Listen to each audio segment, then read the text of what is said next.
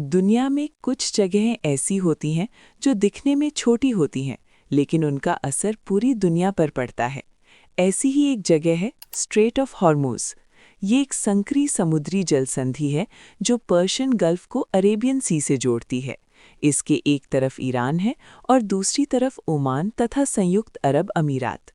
ये रास्ता इतना महत्वपूर्ण है कि दुनिया का लगभग 20% तेल हर दिन इसी से होकर गुजरता है। यानी अगर ये रास्ता बंद हो जाए तो पूरी दुनिया में तेल की आपूर्ति रुक सकती है और अर्थव्यवस्था पर गंभीर असर पड़ सकता है। अब सवाल उठता है कि इस छोटे से रास्ते का संबंध ईरान और यूनाइटेड स्टेट्स के बीच चल रहे तनाव से कैसे है।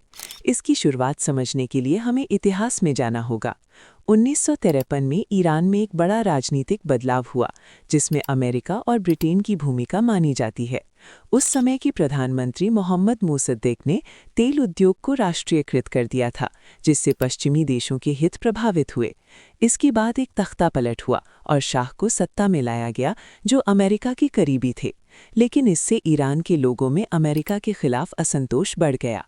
1979 में ये असंतोष एक बड़ी क्रांति में बदल गया, जिसे ईरानियन रेवोल्यूशन कहा जाता है।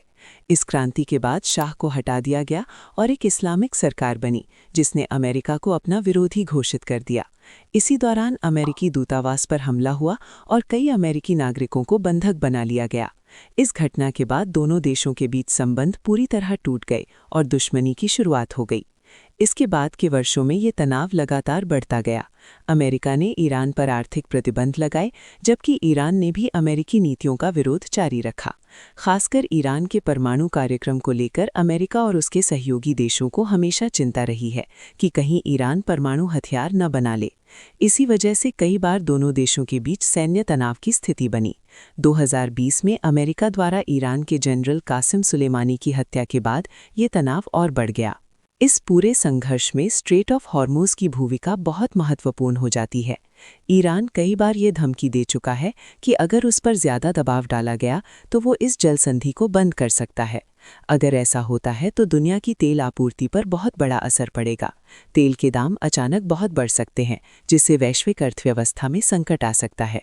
यही कारण है कि इस क्षेत्र में हमेशा अमेरिका और उसके सहयोगी देशों की नौसेना मौजूद रहती है, ताकि इस रास्ते को सुरक्षित रखा जा सके। इस स्थिति का असर सिर्फ मिडिल ईस्ट तक सीमित नहीं है, बल्कि पूरी दुनिया पर पड़ता है।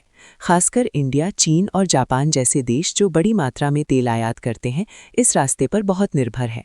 अगर यहाँ कोई संघर्ष होता है तो इन देशों में महंगाई बढ़ सकती है और आर्थिक विकास प्रभावित हो सकता है। भारत के लिए ये और भी महत्वपूर्ण है, क्योंकि वो अपनी ऊर्जा ज़रूरतों का बड़ा हिस्सा इसी क्षेत्र से प्राप्त करता है। भविष्य की बात करें तो स्थिति अभी भी संवेदनशील बनी हुई है। एक तरफ अमेरिका और उसके सहयोगी देश ईरान के प्रभाव को सीमित करना चाहते हैं, वहीं ईरान अपनी संप्रभुता और क्षेत्रीय ताकत को बनाए रखना चाहता है।